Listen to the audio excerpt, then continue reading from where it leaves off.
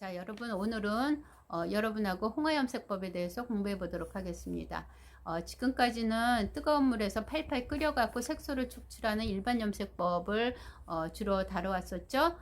오늘 해야 될 거 환원염색법은 천연염색에서 적용되는 게 홍화하고 쪽이 되겠어요. 내용 면에서는 뭐 일반 염색보다 조금 어렵지만 그 특징을 정확히 이해하고 이런 특징 때문에 이런 염색법을 쓰는구나 생각을 한다면 이해도 되고 여러분들 이제 충분히 앞으로 활용하는데 많은 공부가 되는 시간일 거예요 아마.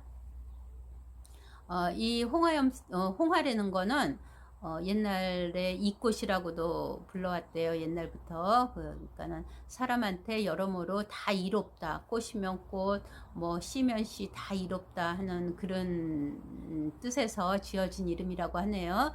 그래서 오늘 염색은 홍화의 꽃 같고 꽃잎 같고 염색을 하는 거예요. 꽃잎 이렇게 막 꽃잎이 이렇게 막 세세한 털같이 많이 붙어 있잖아요. 그 꽃잎을 갖고 거기서 색소를 추출하는 겁니다. 이 특징은 이제 홍화의 특징을 정확히 홍화 염색의 특징을 정확히 이해하면 된다 이렇게 얘기했죠. 첫 번째 특징은 얘는 열에 약해요. 열에 약하기 때문에 팔팔 물에 끓여서 색소를 추출할 수가 없어요. 그렇기 때문에 이제 삭히는 법을 이용하는데 이 삭힌다는 거는 물을 부어서 적정한 환경에 이렇게 방치시켜 두면 돼요. 그런데 이 홍화에는 홍색 색소하고 황색 색소하고 두 가지 색소가 다 들어 있어요. 자연물이기 때문에. 그런데 이제 이 삭히는 과정에서 황색 색소가 홍색 색소로 이제 넘어간다 이렇게 설명이 나와 있어요. 그러니까는 삭히는 거를 충분히 삭히는 게 중요하겠죠. 근데 이제 마냥 삭혔다가는 뭐 곰팡이도 나고 또 막 그러다 보면 이제 탁해지니까 색이 탁해지니까 적정 기간 3일에서 45일 정도 삭힌다 이렇게 설명이 나와 있는데 그거는 이제 그 상황의 온도 계절에 따라서 융통성 있게 적용하면 된다 이렇게 생각하면 돼요. 그래서 이제 특징 하나 열에 약하기 때문에 삭히는 방법을 이용한다는 거. 그렇게 하고 또 한 가지는 여러분들이 정확히 입력하면 이해에 도움이 될 게 황색 색소는 수용성이에요. 수용성. 홍색 색소는 수용성이 아니고 알칼리에서만 녹아요. 알았죠? 그러니까 홍색 색소, 황색 색소가 다 들어있는데 최대한 삭히는 과정에서 황색 색소를 홍색 색소로 만들어주고 또 물에서 계속 빠는 과정을 통해 갖고 그 황색 색소는 수용성이니까 빠져나가겠죠. 그럼 최대로 홍색 색소만 남긴다 하는 그런 조건을 만들어 준 다음에 걔를 이제 알칼리성 잿물에다가 이렇게 담궈서 쭈물쭈물 배보자기 주머니를 쭈물쭈물해서 거기에서 홍색 색소를 추출하는 거예요. 전체 모양새가 그래요. 이해 가시죠?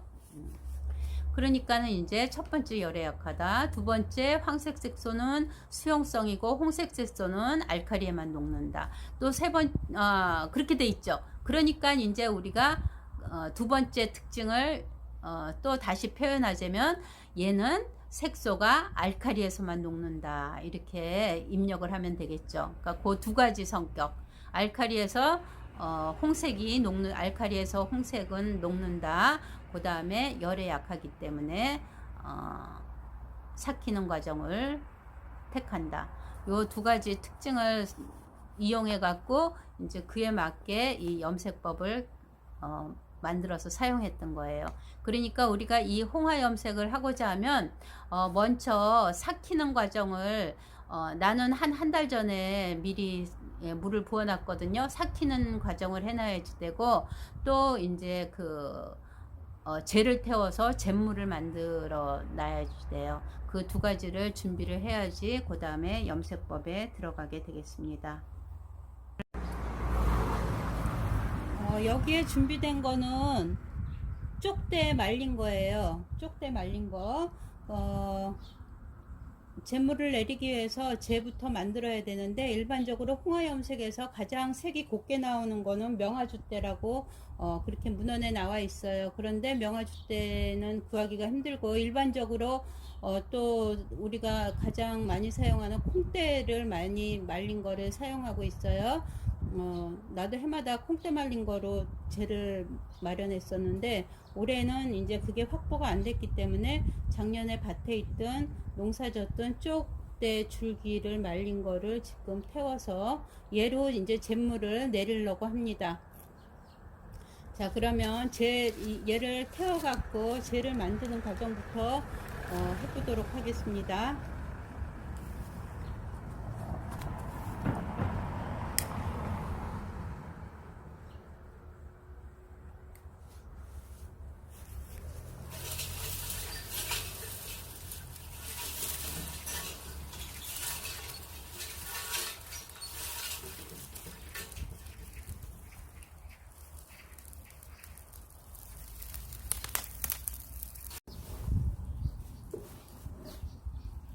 네, 지금 요 속에 빨간 불씨가 남아 있어요. 그러니까 뚜껑을 덮어줘 갖고, 뚜껑을 덮어줘서 얘가 이제 불씨가 다 사그러지기를 기다리겠습니다. 여러분, 이게 홍화 삭힌 거예요. 내가 한 달 동안 물 벗어 삭혀 놓은 건데, 자, 보이시죠? 보이시죠? 이게 홍화잎인데, 여기다 물을 부어갖고 지금 한 달 경과한 거예요. 그러면은 얘를 배보재기에 넣어갖고, 그 다음에 여기서 이제 색소 빼는 작업을 해야 돼요. 그 작업을 여러분들에게 보여드리도록 하겠습니다. 자, 이제 여기 배보재기에 아까 그 홍화물을 담았습니다. 그래서 이제 깨끗한 물로 계속 씻어줘야 돼요. 이 나오는 황색물은 황색이 수용성이라고 그랬잖아요. 그러니까 황색물도 여기다가 아깝다고 염색을 하면 황색으로 들긴 들어요. 근데 수용성이기 때문에 바로 빠져나가게 됩니다. 자, 이렇게 해서 치대는 거를 한참 해야 돼요. 한참 해갖고 누런 물이 처음하고 틀리게 거의 안 빠져나오는 단계가 됐다 싶을 때, 그때 가서 이 배보재기를 잿물에다가 넣어서 염색을 하게 되는 겁니다.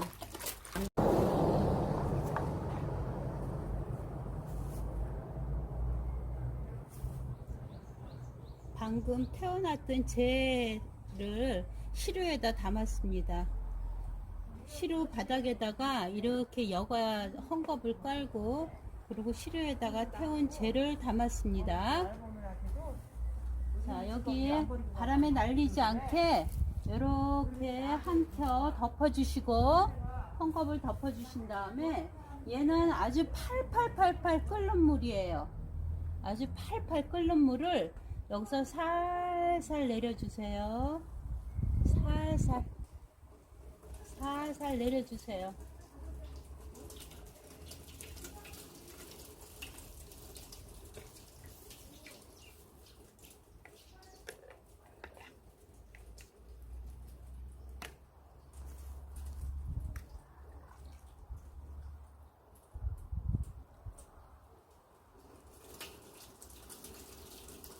천천히 커피 뽑을 때 커피에 물 내리듯이 살살살살 아주 팔팔 끓는 물을 갖다가 이렇게 내려주세요. 근데 이 작업을 한 번에 끝내지 말고, 이 태운 재가 계속 여기서 알칼리를 뽑아낼 수가 있으니까 한 3차례 거듭 사용하셔도 돼요.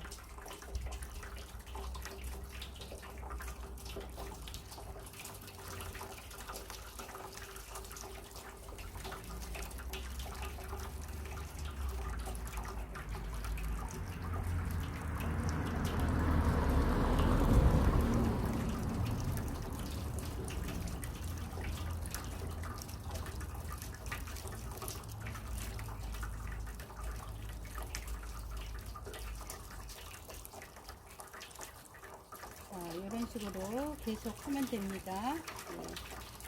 자, 여기에 아까 잿물 내린 거를 이렇게 받아놨습니다. 잿물, 여기 시루에서 물 받았죠? 이렇게 잿물을 만들어 놨어요. 팔팔 끓는 물을 부었잖아요. 그 팔팔 끓는 물이 어느 정도 식는 게 필요해요. 너무 뜨거우면은 안 되니까, 색소가 죽으니까 식는 그 시간이 필요하고, 그렇게 하고, 여기는 강알칼리래야지 색소가 추출된다 그랬죠? 그래서 pH 11 정도. 그래서 강알칼리래야지 얘가 색소가 추출이 돼요.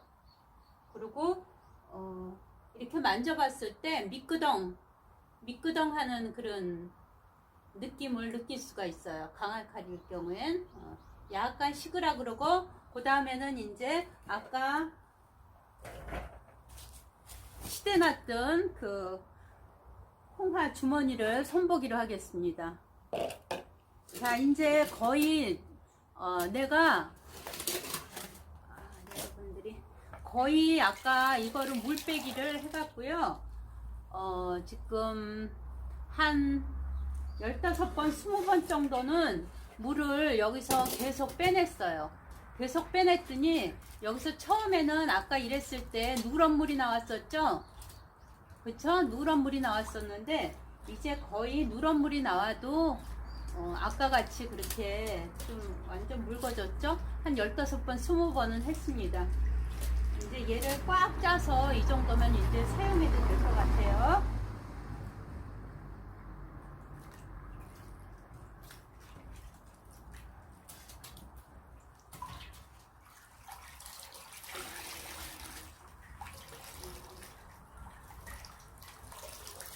자, 얘를 이제 잿물, 즉 강알칼리에다 넣어갖고 색소를 추출할 거예요.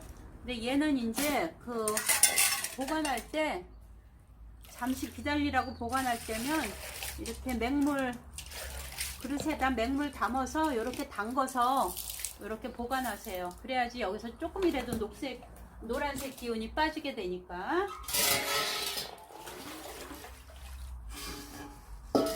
자, 그렇게 하고 이제 얘는 그러니까 황색 색소가 최대로 제거가 된 그런 홍화가 되겠어요.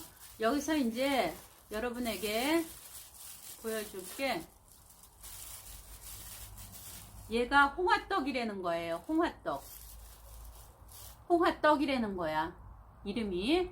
얘는 뭐냐면 요 상태, 요렇게 해갖고 황색 색소를 다 빼낸 상태. 요 작업을 해갖고 요 작업까지 해갖고 이렇게 떡을 만들어 갖고 떡 상태를 만들어요. 요렇게 요런 밀떡 모양 요렇게 떡 상태를 만들어 갖고 얘를 응달해서 그냥 말려요. 그러면은 햇빛이 쨍쨍하는 데서 하면은 얘가 그 뜨거운 열기를 싫어한다 그러니까는 안 좋은 조건이죠. 얘를 응달해서 그냥 요렇게 빚어 갖고 말리면은 바싹 말린 다음에 얘를 이제 냉동실에 넣었다가 쓰고 싶을 때면 다시 봉다리에 넣으면은 항상 요 상태가 되는 거예요. 아셨죠? 지금 물이 노란 물 안 빠지고 있죠? 아까 처음에는 그냥 놔둬도 막 누런 물이 계속 그냥 막 우러나서 나오게 되죠. 한 20번은 치댄 것 같아요. 자, 그래서 이렇게 홍화떡이라는 거를 만들어서 놨다가 냉동실에 보관했다가 그때 요 배부재기에 담아서 여기 과정까지가 삭히고 뭐 황색 색소 빼내고 여기까지가 굉장히 번거롭잖아요. 그렇죠? 그러니까 이 상태로 해갖고 냉동실에 이렇게 보관했다가 자기가 홍화 염색 해볼까 그러면은 요거 그냥 배부재기에 담아서 이렇게 사용하면 돼요. 알았죠? 그렇게 하고 말리는 과정을 거쳤기 때문에 색소 함유량도 훨씬 높아져요. 이 상태보다. 이게 홍화떡이라는 겁니다. 그래서 이제 준비가 얘를 이 상태로 황색 물 뺀 상태로 만들어 놓고 얘 잿물을 내려놓고 이제 이 과정까지가 굉장히 번거롭고 시작 준비를 해 놓은 거예요. 그래서 알칼리를 제대로 맞았나 보려면 얘 이제 리트머스 종이를 이용해 갖고 이렇게 넣어보면 대번에 그냥 이 진한 색이 돼버렸어요. 진한 색으로. 그러니까는 강알칼리라는 얘기예요. 강알칼리래야지 색소가 잘 빠집니다. 그리고 이렇게 손으로 만지면 아주 미끄덩한 느낌을 느낄 수가 있어요. 자, 처음에 염색할 때 저물의 절반만 사용할 거예요. 그 다음에 또 이제 곡물성 섬유 염색할 때 또 나머지 절반을 사용할 거예요. 잿물에다가 이 황색 색소만 최대로 남긴 거를 꽉 짜세요. 꽉 짜서 넣어야 돼요. 안 그러면 물체로 하면은 여기 속에 그 pH 농도가 또 바뀌죠. 그러니까 최대로 짜갖고 여기서 알칼리에서 홍색 색소를 추출해내는 거예요.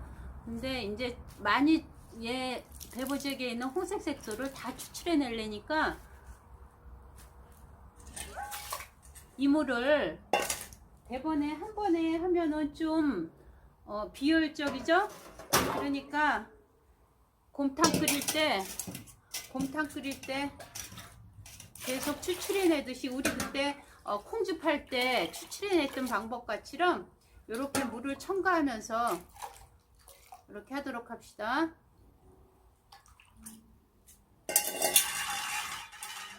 자, 여기 이 속에다가 강알칼리 물 속에서 얘를 한참 치대야 돼요. 아셨죠? 이런 식으로 하면은 이제 여기서 색깔이 나오고 있죠? 색깔이 나오고 있죠? 이게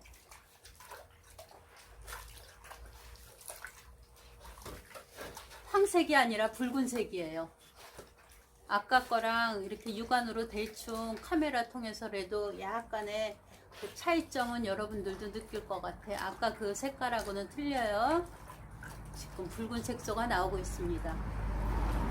오미자에다가 물을 부어 갖고 하루 이렇게 놔둔 거예요. 그래 갖고 자, 여기다가 오미자 물을 추출해 내겠습니다.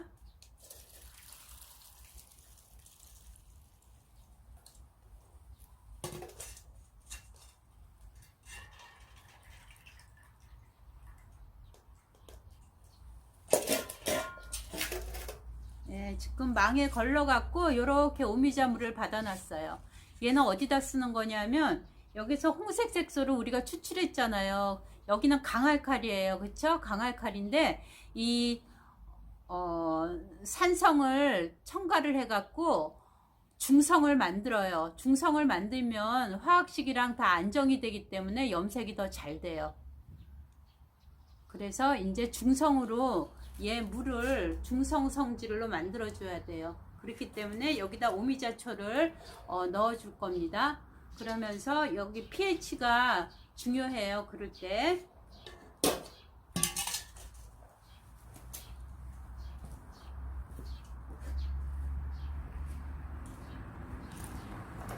아까는 완전 파란색의 알칼리였고요. 지금 얘는 저기 산성이기 때문에 거의 붉은, 여기로 보면은 지금 산성이기 때문에 이쪽에 그 빨간 부분에 산성이에요.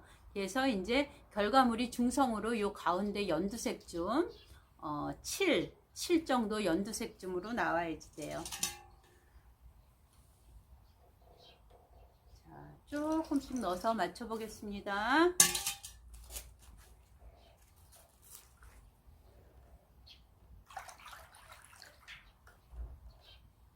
아직도 너무 진해요.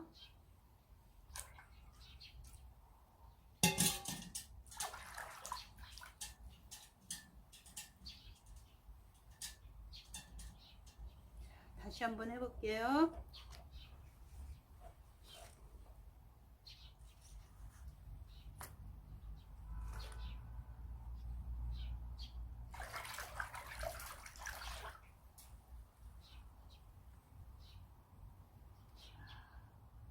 얘는 산성으로 너무 넘어갔네. 이럴 때는 잿물을 조금 더 섞어줘야 되겠네요.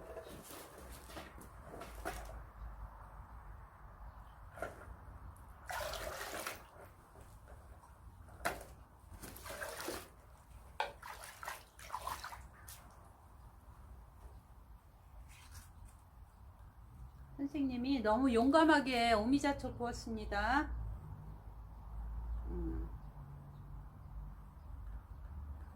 조금만 더.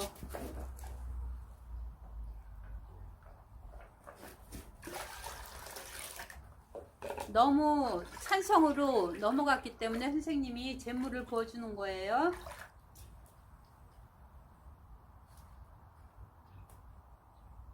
묻어나는 게 뭐 괜찮은 것 같아요.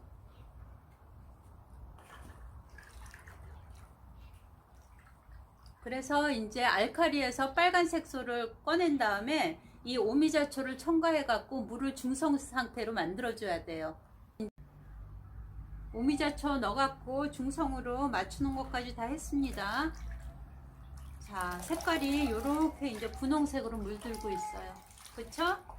분홍색이 나오고 있네요.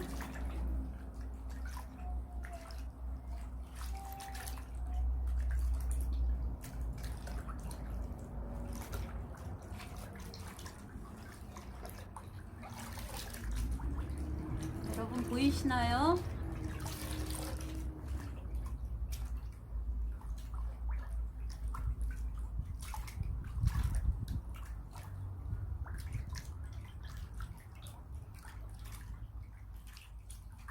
몇 개 천을 더 넣어보기로 하겠습니다. 이거는 이제 앞으로 선생님이 또 설명할 텐데, 이 나머지 천들은 이제 개옥이라는 단어가 또 나와요. 동물성 섬유 염색할 때 방법이 틀리거든요. 이 개옥이라는 법을 이제 나오게 되는데, 그 개옥이라는 법은 이렇게 해서 이제 식물성 섬유 이 염색한 거가 다시 개온다 이런 뜻이야. 그러니까 다시 내뱉는 거를 이제 내뱉는다 그런 뜻이죠. 다시 내뱉어서 이제 그거 물을 그러니까는 다시 설명하자면은 한 번 더 이 과정을 정제시켜 갖고 홍색 색소를 꺼낸다 이런 건데, 여러분들 헷갈릴 거니까 지금 헷갈릴 것 같으니까 지금 2단계 다 수세 마친 다음에 선생님이 그 다음 단계에서 다시 이제 또 설명을 해주기로 하겠습니다.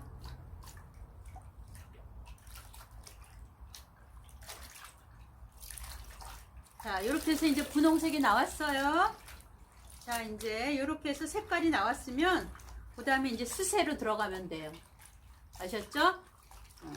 얘네들은 조금 더 염색이 늦게 집어넣은 애들, 얘네들은 이제 개오기 때 사용할 천들인데, 얘네들은 이제 조금 더 여기 있으라 그러고, 얘 수세하는 법을 이제 바로 들어가기로 하겠습니다.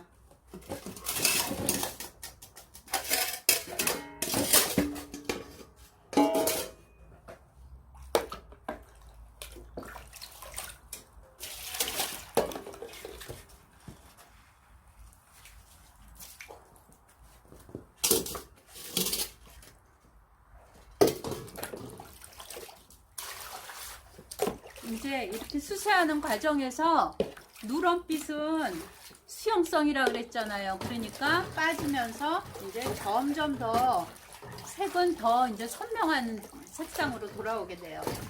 아셨죠? 노란 색상이 이제 암만 아까 뺐어도 조금이라도 남아있던 게 이제 수세하는 과정에서 더 빠지게 되는 거죠.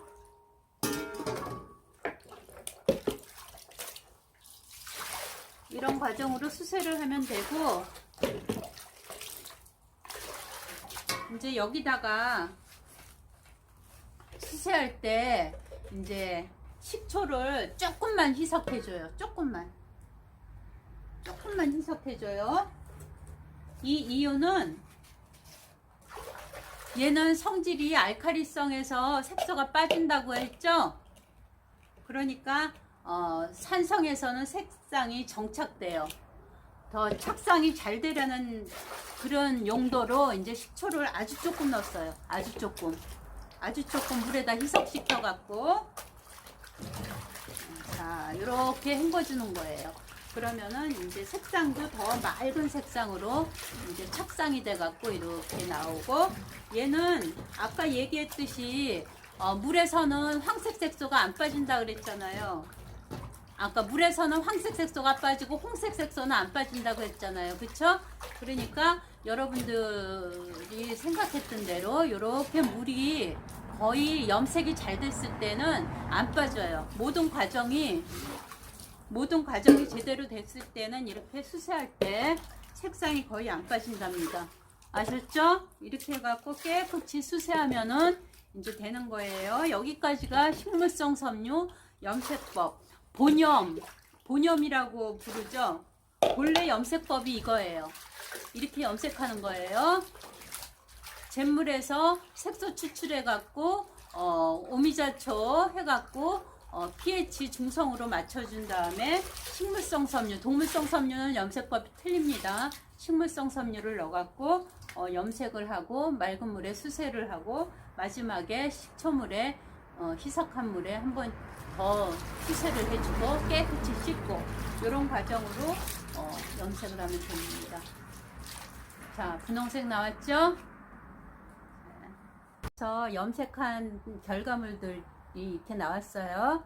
손수건 2장하고 나머지 것들 개오기 할 때 쓸 겁니다 하면서 선생님이 담궈놨었죠. 결과물이 이렇게 나왔어요. 근데 이제 이렇게 손수건 2장 나왔고요. 이쁘게 색이 지금은 이제 개오기법으로 얘를 염색할 거예요. 얘는 실크예요. 실크 스카프예요.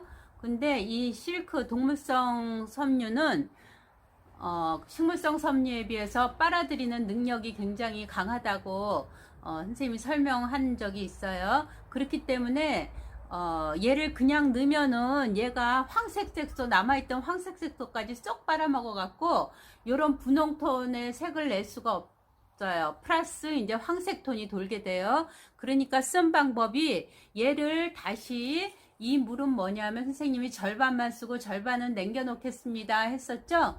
요 절반 남겨놨던 그 잿물이에요.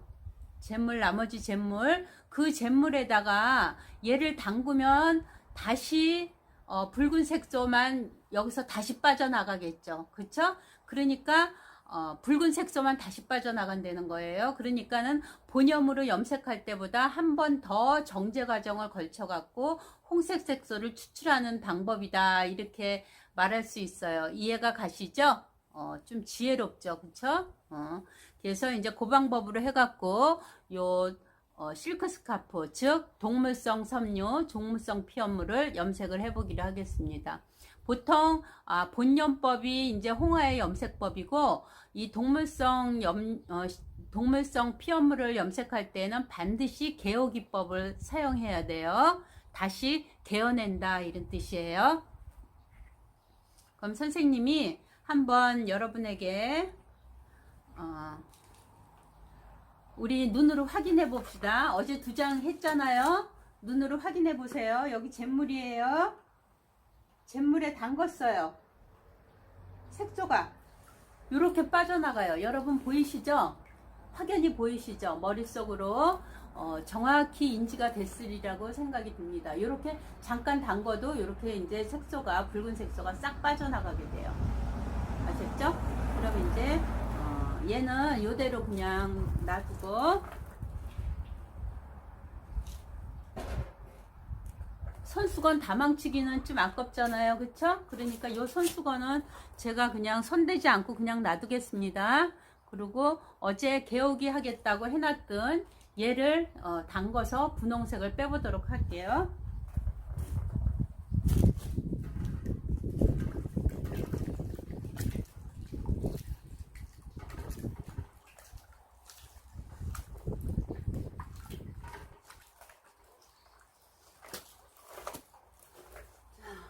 얘도 하나 남겼으니까 하나 마저 넣읍시다.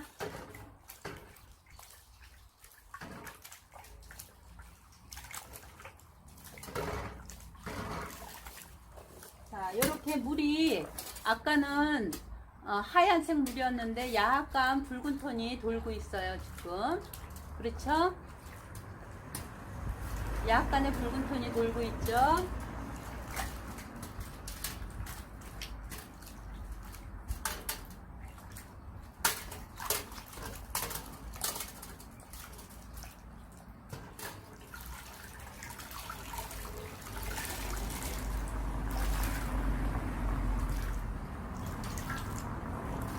자, 그러면 잿물에서 이렇게 색상이 이제 약간 돌았어요.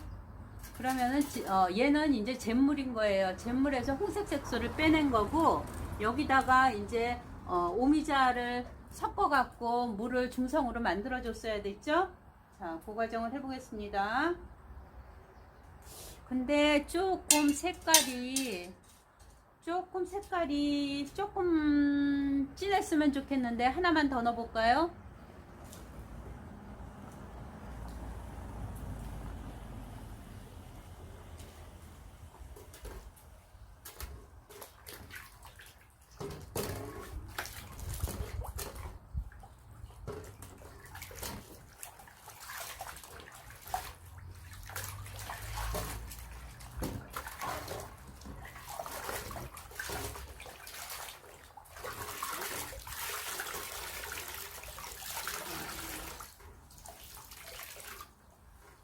여기서 붉은색을 하나만 더 빼보고요.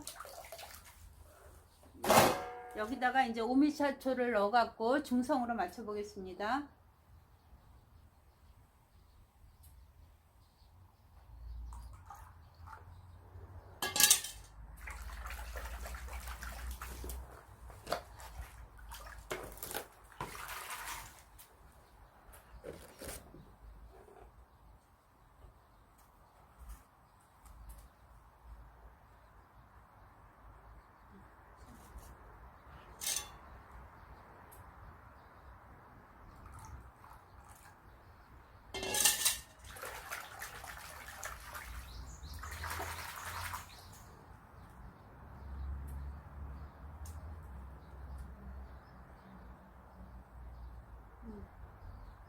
된 것 같아요.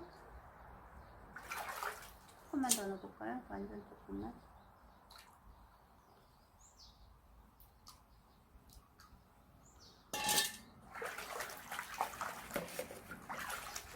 자, 이제 담궈 보도록 하겠습니다.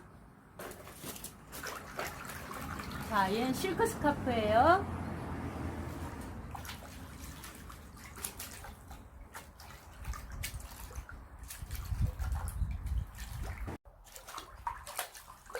자, 지금 계속 색이 조금씩 진해지고 있어요. 반드시 pH가 정확히 맞아야지 돼요. 아셨죠? 얘가 중성에서 조금 알칼리 쪽으로 가 있다 그러면은 이게 물이 안 들죠. 또 내뱉으니까 색소를. 아셨죠? 지금 제대로 들고 있습니다.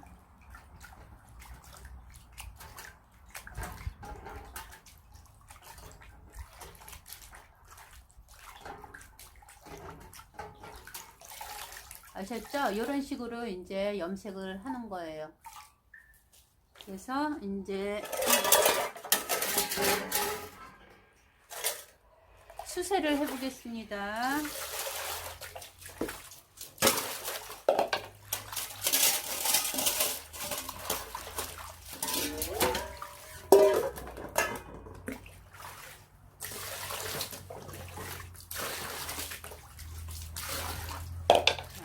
수세할 때는 거의 색이 안 빠져요. 얘도 마찬가지로 수세할 때 약간의 식초물을 희석해서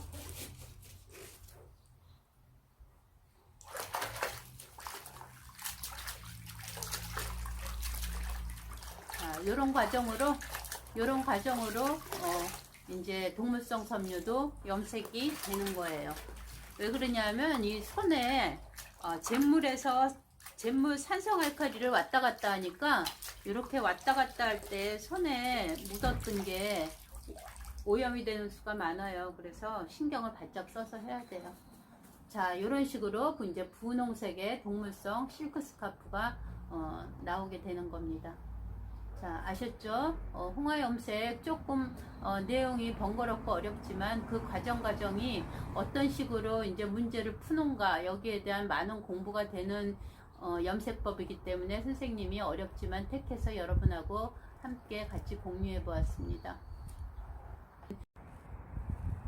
자, 이제 결과물 보겠습니다. 얘는 우리가 본염 기법으로 했던 처음에 면 손수건이 되겠고요. 얘는 이제 그 개요 기법으로 했던 실크 스카프가 되겠습니다. 자, 홍화의 색깔은 이런 색깔이 나오는 이런 색깔이에요. 홍화 염색은 염색법이 다소 어렵기는 하지만 그런대로 그 방법을 찾아가는 아주 지혜로운 그런 기법이 많이 담겨져 있는 염색법입니다. 자, 그럼 또 열심히 하세요.